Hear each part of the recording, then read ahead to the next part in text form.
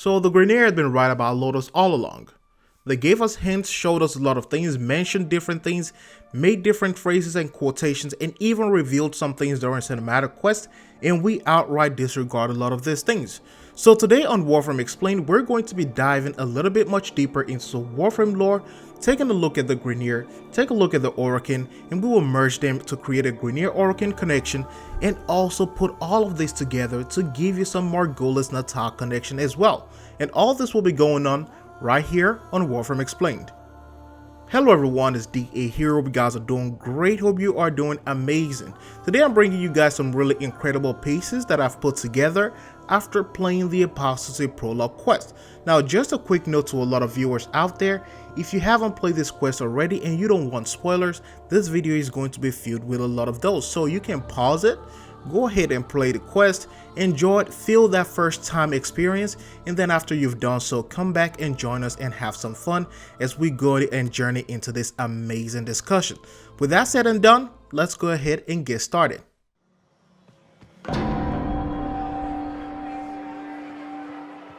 Honored Seven, we have gathered here today to carry out the sentencing of our comedian Margulis. You face the Jade Light. Recant, and we will grant a merciful death. My daughters, my sons, I want you to know my last thoughts are of you.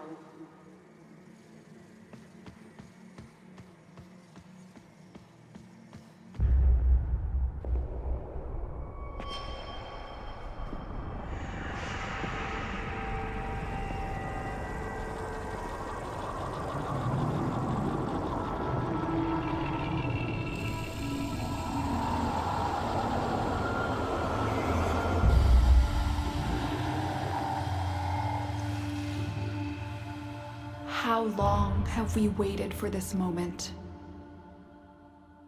Forgive me. For what? I am not who you think I am. But of course you are. Imprisoned, just as she was.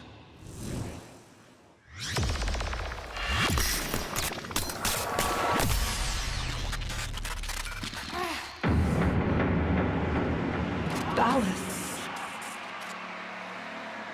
I will not abandon you again, Margulis.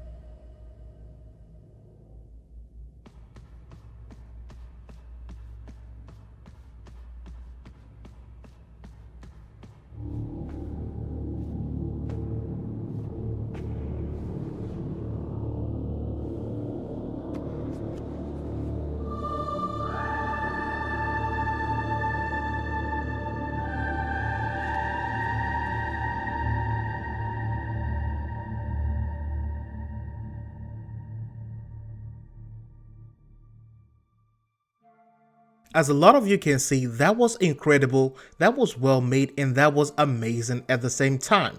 Now, one of the things that you can hear in this clip was that you saw Lotus say, "I am not who you think I am." And Ballas emphasized on the words being that she is a prisoner, just like she was. And with a motion of his hand, it released her from the bonds, and then she was free.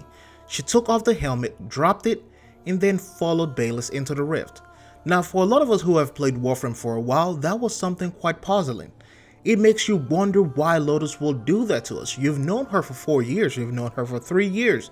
Some of you have known her all your life, and it gives you some abandonment issues. And you are right to feel that way, because that is someone who is seen as a caring figure.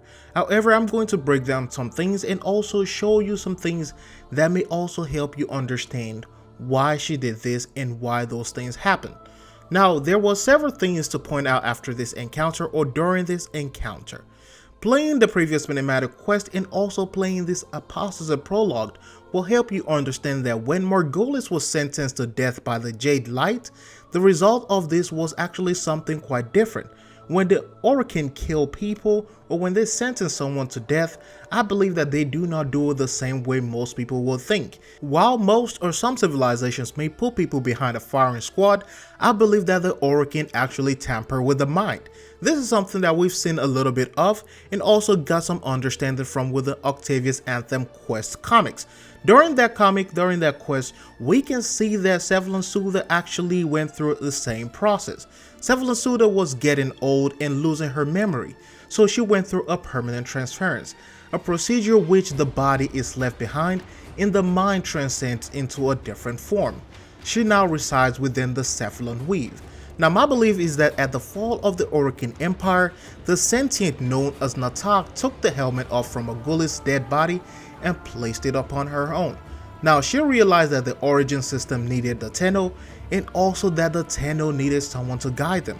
Now, from the lore and something we've learned from Warframe so far, we know the Nata is someone who also wanted a child of her own. However, she does not have a womb to carry one, or she is not able to carry one or bear one of herself. This is why she felt the role and felt the pressure or felt the need to take care of the Tenno as her own children. This is the sacrifice that she made, and after her contact with Margulis, now she is transitioning and becoming someone else. Now, we know that there are those who can take control of the body by replacing the mind. We saw a lot of these things even with the second dream. We saw these things with the War Within as well, most especially with the Grineer Orokin Queens. Now, this was what Nata's last quest was before Lotus took over. I believe that this was what Vor and all the Grineer had been trying to tell us the entire time. When you face the corrupted Vor within the Void, he will mention that you are being led by a false prophet, and I paraphrase, the Tennos are lost, they are being led by a false prophet, an impostor who knows not the true secrets of the Void. And this is something that corrupted Vor will say from time to time, and a lot of us did not really see what he meant. And perhaps the Grineer Orokin Queens were even there or present when Archimedean Margulis was sentenced to death, and her masterful death was to live within the Lotus machine. I believe that after several years of surrendering under the Lotus helmet, I believe that Nata at this point lost her identity. The fight to retain oneself can be very tough after all those years having a different memory, a different mind control yours. This is how Bayless was able to permanently transfer Margulis into Nata's body. Lotus is believed to still remain within the helmet. At this point right now, Nata is Lotus and still retained within that helmet. I believe that this is why the story arc also made the Tenno keep the Lotus helmet and carry it back to the ship. I will not be surprised if we have to take that into a different direction and use it in the future to restore Nata. Now, I also believe that Unhao was on a quest to do what Bayless did, to probably free her own daughter from the control of Margulis. And perhaps one of the things that he was looking for during the second dream quest, he was not just looking for the Tenno pods. I believe that he was also looking for the Lotus machine, the pod that holds her daughter Nata. Leave your thoughts down below and let me know what you think about this, because in my own opinion, I see that even though the Lotus helmets serve as a symbol for hope, I also believe that the caring mother and the loving person that the Tenno know right now is Nata herself. I believe that the caring person is the sentient Nata. She knows what it feels like not to have a child, not to be able to bear one.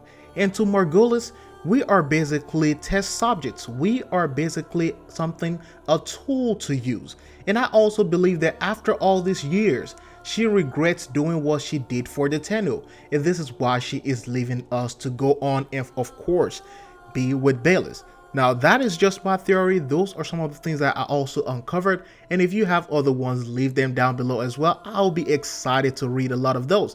I also have to tell you, a lot of you guys know I love a lot of Warframe lore, so this is something that I'm quite interested in, and I want to see what a lot of you guys think of it and also what you have to say as well. If you enjoyed this video, leave a thumbs up and also subscribe to the channel if you haven't done so. And as always, it is DA signing out. I'll see you guys in the next one.